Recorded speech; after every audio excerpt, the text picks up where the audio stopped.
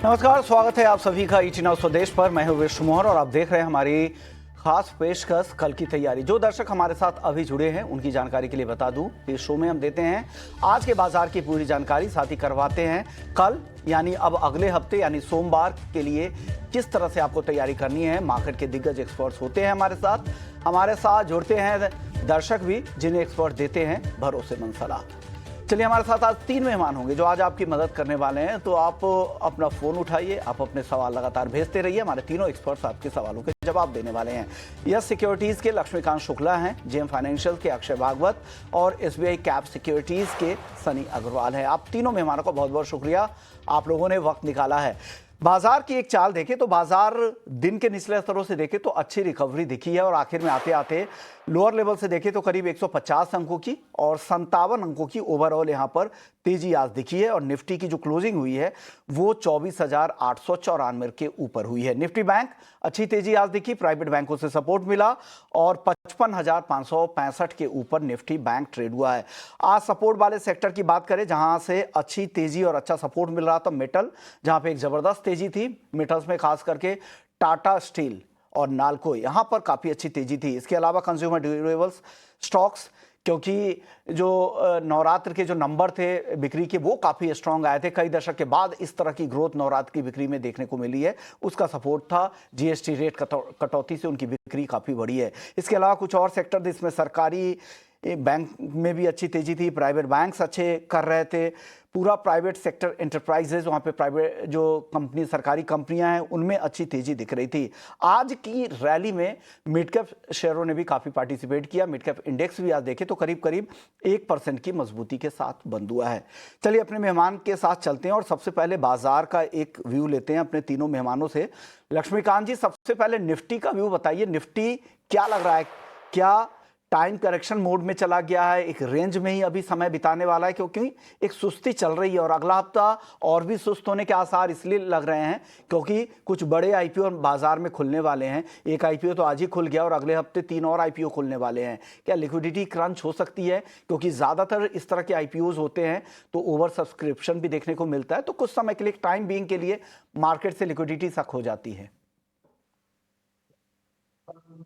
नमस्कार और मेरे सारे को पैनलिस्ट को भी मेरा बहुत बहुत नमस्कार। निफ्टी में 7 से 8 दिनों के डिक्लाइन के बाद एक अच्छा खासा रिबाउंड हमें देखने को मिला है 24,600 लेवल के पास से, जहां पर 78.6 फिबोनाची रिट्रेसमेंट भी आते हुए दिखाई दिए थे।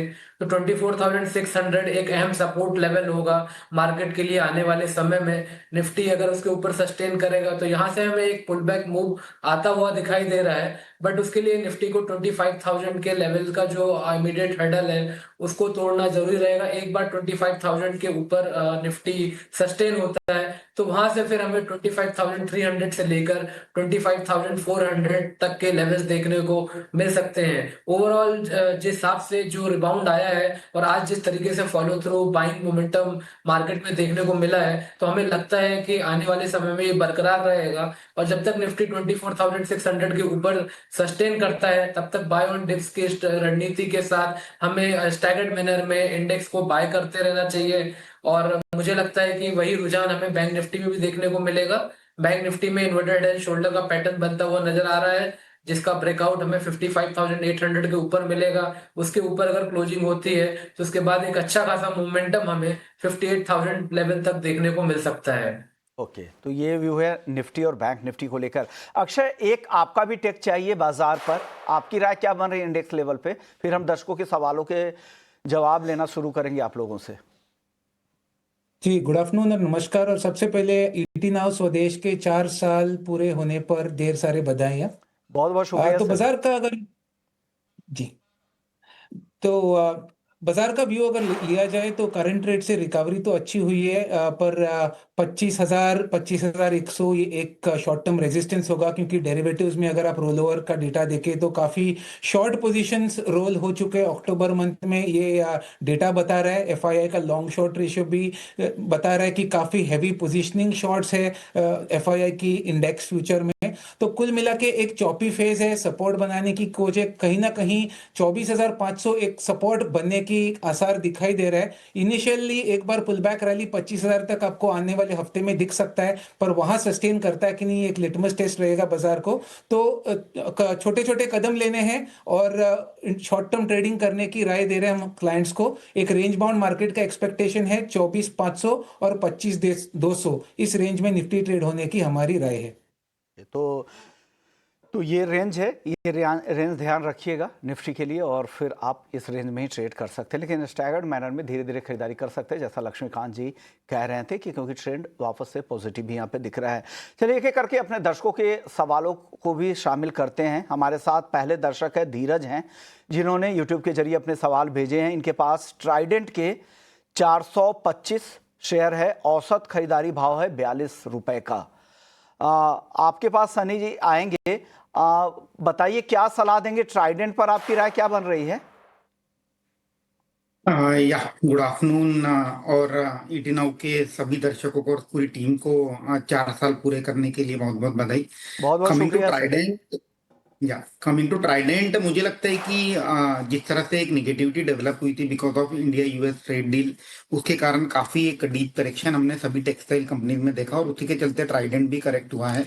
आई थिंक अब यहाँ कोई पॉइंट नहीं होगा कि आप ये लेवल पर अपने शेयर सेल कर दें, हालांकि बाइंग ऊपर के रेट की है, but at the same time मैं एवरेज करने की भी राय नहीं दूंगा। Would like to wait for clarity on US India trade deal, और उसके बाद में इसमें एवरेज किया जा सकता है, बट एज ऑफ नाउ मैं होल्ड की राय दूंगा। Let's wait for a month और टू, जहां मुझे लगता है कि बहुत कुछ clarity India US trade deal पर आती हुई दिखेगी, और उसके बाद टेक्सटाइल सेक्टर में एक अपवर्ड मोमेंटम हम आते हुए देख सकते हैं। तो अभी फिलहाल होल्ड करने की सलाह, और नए जो खरीदार है उनके लिए वेट एंड वॉच अभी करने की सलाह आपकी तरफ से आ रही है। जो क्लैरिटी आएगी आगे चलकर, उसके बाद आप फैसला ले खरीदारी का ट्रेड टैरिफ को लेकर। अगले दर्शक है हमारे साथ प्रदीप श्रीवास्तव है वाराणसी से। इनके पास प्राज इंडस्ट्री के शेयर्स हैं, 25 शेयर है 480 रुपए के भाव पर, और साथ ही वरुण बेवरेजेज हैं, बाइंग प्राइस है 500 रुपए का, 30 शेयर है। दोनों में राय चाहिए, प्राज इंडस्ट्रीज और वरुण बेवरेजेज। अक्षय जी बताइए क्या राय देंगे दोनों ही स्टॉक्स में? जी, तो सबसे पहले प्राज इंडस्ट्रीज में आप देखें तो एक तरफा करेक्शन हमने गए कुछ 6-7 महीनों से देखा है, पर कहीं ना कहीं देखें तो जो 300-320 का जो एरिया है वो बहुत ही एक अहम टेक्निकल सपोर्ट है, और एक तरफा स्टॉक गिरने के बाद स्टॉक काफी ओवरसोल्ड भी हो चुका है। तो बहुत स्ट्रॉन्ग प्रोबेबिलिटी दिख पा रही है कि एक शॉर्ट टर्म रिबाउंड या रिवर्सल आपको प्राज इंडस्ट्रीज में देखने को मिलेगा। फिलहाल 358 का करंट मार्केट प्राइस है, और रिवर्सल अगर होता है तो 425 तक एक हल्की सी आप रिकवरी प्राज इंडस्ट्रीज में एक्सपेक्ट कर सकते हैं। वरुण बेवरेजेस की बात करें तो वरुण बेवरेजेस का जो टेक्निकल सेटअप है वो भी एक technical short term support base के आसपास आ रहा है। वो सपोर्ट है 425 का, और मेरा अनुमान है कि सपोर्ट काफी स्ट्रांग है। वहां से वापस थोड़ा पुल बैक रैली आपको अक्टूबर मंथ में स्टॉक में देखने को मिल सकता है, जिसके चलते स्टॉक वापस 500 का स्तर रिबाउंड में छू सकता है। तो कुल मिला के दोनों स्टॉक सपोर्ट के काफी नजदीक है, और एक छोटे से ट्रेडिंग पुल बैक का दोनों में अक्टूबर महीने में एक्सपेक्टेशन है। ओके, तो ट्रेडिंग पुल बैक की उम्मीद यहाँ पे कर रहे हैं, सपोर्ट लेवल के आसपास ही दोनों स्टॉक ट्रेड कर रहे हैं। अगले दर्शक है फैज हैं, विप्रो के 140 शेयर है इनके पास, 242 रुपए खरीद का भाव है। विप्रो क्या लग रहा है आपको लक्ष्मीकांत जी विप्रो में? जी देखिए, ओवरऑल ट्रेंड तो डाउनवर्ड साइड ही दिखाई दे रहा है, और यहाँ पर एक मल्टी पॉइंट सपोर्ट पहले से ही टूट चुके हैं, जो कि हमने देखे थे 250 के आसपास।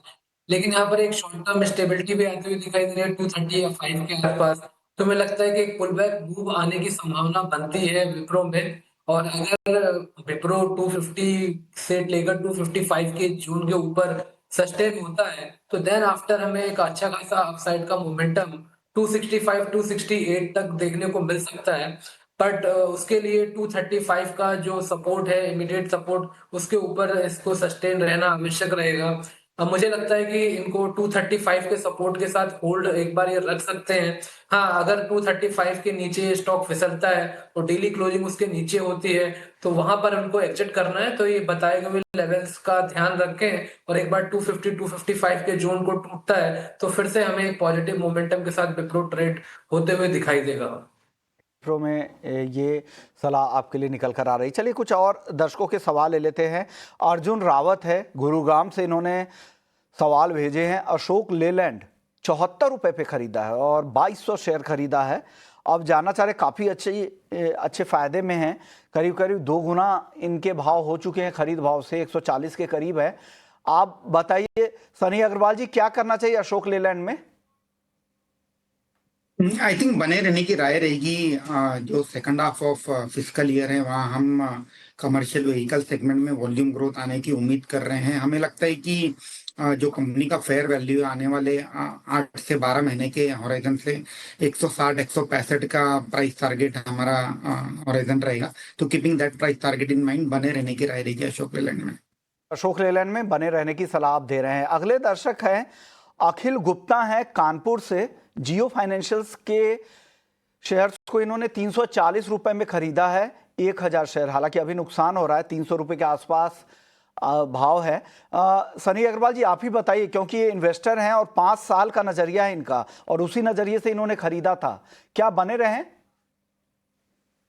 या आई थिंक डेफिनेटली बना रहना चाहिए, बट थोड़ा सा इसमें पेशेंस रखना होगा। जिस तरह से इनका इन्वेस्टमेंट हॉराइजन भी काफी लंबा है, क्योंकि बिजनेस काफी नेसेंट स्टेज पर है। आने वाले 2 से 3 सालों में हम एक डिसेंट अर्निंग ग्रोथ एक्सपेक्ट कर सकते हैं कंपनी से।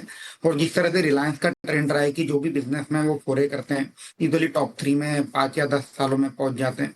तो यही उम्मीद है कि जो प्रमोटर है रिलायंस के, they will take Jio financial services to a new height. Keeping that in mind थोड़ा सा लंबा समय दीजिए। स्टॉक में डेफिनेटली एक अच्छी वेल्थ क्रिएशन के मौके हमें नजर आते हैं करंट मार्केट से। ओके, तो आप इनके समय दे सकते हैं। चलिए अगले दर्शक का सवाल ले लेते हैं। फैजान शेख हैं मुंबई से। अदानी पावर के 3000 स्टॉक्स है। आफ्टर स्प्लिट इनके पास 3000 स्टॉक्स हो गए हैं और 130 रुपए पे खरीद भाव है। अभी करंट भाव अदानी पावर का देखिए 148 के आसपास है। क्या करना चाहिए अक्षय जी इनको अदानी पावर में? जी देखिए, टेक्निकली तो रिसेंटली काफी मोमेंटम बेस्ड मोमेंट देखा हमने अडानी ग्रुप में कुछ न्यूज के पीछे। टेक्निकली अगर अडानी पावर को देखा जाए तो 175 पे बहुत ही स्ट्रांग एक मंथली रेजिस्टेंस है। जिस तरह से स्टॉक में एक स्ट्रांग रिबाउंड के बाद, न्यूज के बाद हमने एक मुनाफा वसूली का दौर देखा। स्टॉक थोड़ा संभल रहा है, वोलेटिलिटी के बाद कहीं ना कहीं 140 का सपोर्ट बना रहा है, बट मेरा मानना है कि बहुत बड़ी तेजी की उम्मीद मुझे नहीं दिख पा रही है इसमें। तो सजेशन रहेगा कि आपको हल्के से रिबाउंड जो स्टॉक दिखा सकता है 150 160 के आसपास, वहां पे आपको आधी क्वांटिटी स्टॉक में उसमें मुनाफा बांध लेना है या एग्जिट ले लेना है। बाकी का पोजीशंस आप होल्ड करें 135 के स्टॉप से, और आगे चल के कभी 200 तक लॉन्गर टर्म वर्जन में ये स्टॉक आपको मिलता है तो तभी आपको इसमें मुनाफा बांधना है। 150 160 के आसपास जब ये रिबाउंड करके ऊपर में जाता है तो 50% आप वहां पर मुनाफा वसूली कर सकते हैं। अगले दर्शक हमारे साथ डीके सिंह हैं बिहार से। कल्याण ज्वेलर्स के 550 शेयर इन्होंने ले रखे हैं। क्या करना चाहिए कल्याण ज्वेलर्स पे, क्या राय देंगे लक्ष्मीकांत जी? देखिए, ये स्टॉक काफी लंबे समय से डाउनवर्ड ट्रेंड में मूव कर रहा था, बट अगर हम पिछले 2 से 3 दिनों का कैंडलस्टिक पैटर्न देखें तो एक शॉर्ट टर्म रिबाउंड आता हुआ दिखाई दे रहा है। हमें लगता है कि रिबाउंड आगे की तरफ बढ़ सकता है, बट ओवरऑल जो मेजर मोमेंटम है वो जब तक 555 के ऊपर कल्याण ज्वेलर सस्टेन नहीं होगा तब तक आने की उम्मीद नहीं है। तो मुझे ये लगता है कि अगर ये स्टॉक फिर से 550 के आसपास आता है, जो कि मेजर रेजिस्टेंस है, और जहां तक अभी हमें करंट लेवल से एक पुल बैक मूव आता हुआ दिखाई दे रहा है, तो वहां पर एग्जिट करने की सलाह रहेगी। और अभी फिलहाल मुझे लगता है कि पॉजिटिव मोमेंटम बना रह सकता है, तो शॉर्ट टर्म बेसिस पे जो लक्ष्य है वो 550 555 तक ही दिखाई दे रहा है। और टर्म में 550 555 तक जा सकता है कल्याण ज्वेलर्स। और हमने देखा भी है आज के सत्र में एक अच्छी तेजी कल्याण ज्वेलर्स में दिखी है। अगले दर्शक हमारे साथ विशाल हैं। टाटा मोटर्स के 100 शेयर है इनके पास, 650 रुपए के भाव पर फायदे में है और हाल के कुछ सत्रों में रिकवरी भी आई थी। हालांकि आज थोड़ी नरमी जरूर दिखी थी। बताइए सनी अग्रवाल जी, आप क्या राय देंगे इनको टाटा मोटर्स में? अगर टाटा मोटर्स में ये लॉन्ग टर्म इन्वेस्टर है तो बने रहने की राय रहेगी। हालांकि एक चीज मैं बता देना चाहता हूँ कि दो बड़े इवेंट है कंपनी के आगे। एक है डीमर्जर, जो इनका जो कमर्शियल व्हीकल का जो बिजनेस है जो डीमर्ज होगा, जिसकी रिकॉर्ड डेट भी आ चुकी है 14-15 अक्टूबर की। And then second is JLR business, जो इनका प्रीडोमिनेंटली 80% बिजनेस कंट्रीब्यूट करता है। वहां कुछ दिक्कतें चल रही है, तो थोड़ी सी रिकवरी में स्टॉक में समय लग सकता है। हालांकि जब बिजनेस डीमर्ज होगा तो हमें लगता है कि जो कमर्शियल व्हीकल वाला बिजनेस है वहाँ एक डिसेंट वेल्थ क्रिएशन के मौके हमें नजर आते हैं। तो अगर लॉन्ग टर्म इन्वेस्टर है तो पोस्ट डीमर्जर कमर्शियल व्हीकल के बिजनेस को रिटेन करें और पैसेंजर व्हीकल में प्रॉफिट बुक किया जा सकता है। और अगर आप ट्रेडर है तो I think ahead of demerger date, मुझे लगता है कि डीमर्जर के रिकॉर्ड डेट के आसपास स्टॉक में थोड़ी रैली होगी, उस वक्त आप प्रॉफिट बुक कर सकते हैं prior to record date. Okay, बिल्कुल। तो रिकॉर्ड डेट तक तो आपको रुकना ही चाहिए, क्योंकि वो भी तय हो गया। अगर लंबी अवधि के निवेशक है तो भी आप बने रह सकते हैं। और एक और खबर आई भी थी, हमने देखा भी था परसों, जो नीदरलैंड में इन्होंने नई सब्सिडियरी बनाई है TML CV होल्डिंग्स के नाम से कमर्शियल गाड़ियों को लेकर, वो भी एक अपडेट है। और साथ ही साइबर अटैक को लेकर जो प्लांट में दिक्कतें थी वो भी अब दिक्कतें खत्म हो गई हैं और वापस से धीरे धीरे ऑपरेशनल JLR के प्लांट में काम शुरू हो रहा है। ये भी अपडेट है। संजीव जी हैं अगले दर्शक हमारे साथ। BDL के शेयर है उनके पास, खरीदा है 1000 क्वांटिटी 578 रुपए के भाव पर। क्या करना चाहिए अक्षय जी? 578 बाइंग प्राइस है, 1000 की क्वांटिटी है, शॉर्ट टर्म का नजरिया है। जी, तो देखिए, अगर BDL भारत डायनामिक्स का प्राइस पैटर्न देखा जाए तो काफ़ी हमने एक रिसेंटली इस क्षेत्र डिफेंस क्षेत्र के सेक्टर्स में हल्की सी रिकवरी रैली देखी है। तो कुल मिला के जो medium to longer term trend जो मुझे दिख पा रहा है स्टॉक में अभी तक नेगेटिव है। तो ये जो रिलीफ रैली वाली रिकवरी है ज़्यादा से ज़्यादा आपको 1650 तक फिलहाल टेक्निकली बनता हुआ दिखेगा। तो मेरी सलाह रहेगी कि अगर आपने हायर लेवल्स पे लिया हुआ है तो 1650 तक आप वेट करें। शॉर्ट टू मीडियम टर्म में ये लेवल्स वापस छुआ जा सकता है स्टॉक में, जहां पे एक बार आप एग्जिट लेने की सोचें। अगले दर्शक है प्रकाश हैं, IFCI के 300 शेयर हैं इनके पास 40 रुपए के भाव पर। लक्ष्मीकांत जी, क्या करना चाहिए IFCI में? IFCI में 200 DMA के बाद एक स्ट्रॉन्ग रिबाउंड आता हुआ दिखाई दे रहा है। ओवरऑल स्ट्रक्चर पॉजिटिव है। एक डबल बॉटम का ब्रेकआउट हम 60 के ऊपर अगर सच करेगा तो वहां से एक अच्छी खासी अपसाइड की रैली देखने को मिल सकती है toward the levels of 70 to 74 तक। तो मुझे लगता है कि अगर इनके पास अगर है पहले से तो इसको होल्ड करके चलना चाहिए। एक स्टॉप लॉस लेकर चले 53 का, और जब तक ये स्टॉक 53 के ऊपर सस्टेन करता है तब तक हम डबल बॉटम ब्रेकआउट एक्सपेक्टेशन कर सकते हैं। और एक बार ये 60 के ऊपर निकलता है, ब्रेक थ्रू मिलता है, तो वहां से 70 से लेकर 74 तक के रेंज हमें IFCI में देखने को मिल सकते हैं। 24 तक के भी जाने की संभावनाएं हैं, लेकिन जो भी प्रॉफिट है वो आपकी बची रहे, इसलिए उन्होंने 53 का स्टॉप लॉस भी बता दिया है। ट्रेलिंग स्टॉप लॉस के साथ आप बढ़ते रहें आगे आगे, और भी बढ़ने की गुंजाइश यहां पर दिख रही है। चलिए, आज इतने ही सवालों को शामिल कर पाएंगे। अब वक्त हो चुका है हमारे अगले सेगमेंट का, VIP शेयर का।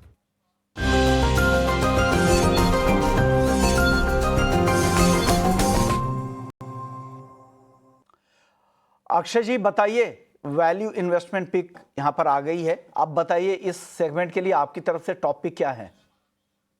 जी, तो दो स्टॉक्स चुने हैं, दोनों बाइंग की तरफ।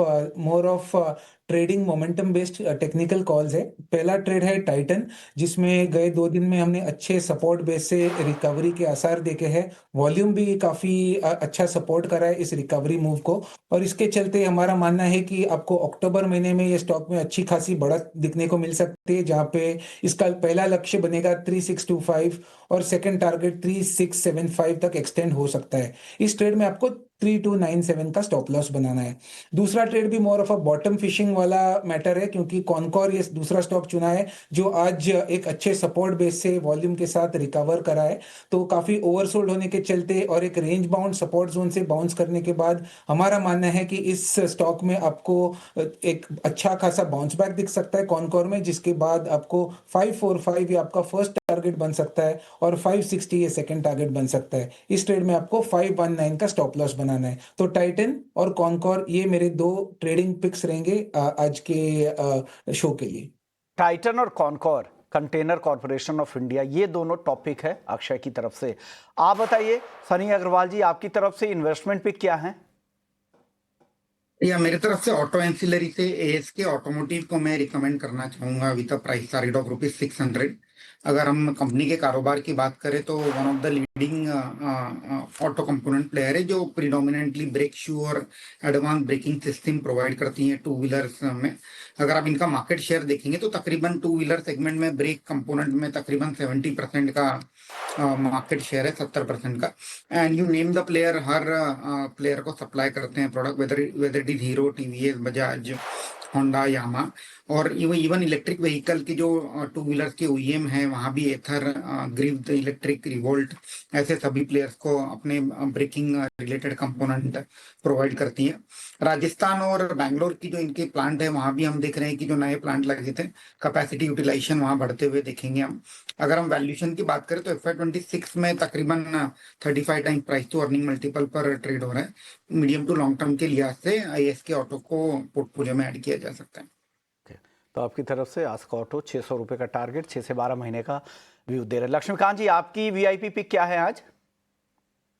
जी, हमारी तरफ से भी दो स्टॉक रिकमेंडेड रहेंगे शॉर्ट टर्म बेसिस पर। सबसे पहला है एलएनटी।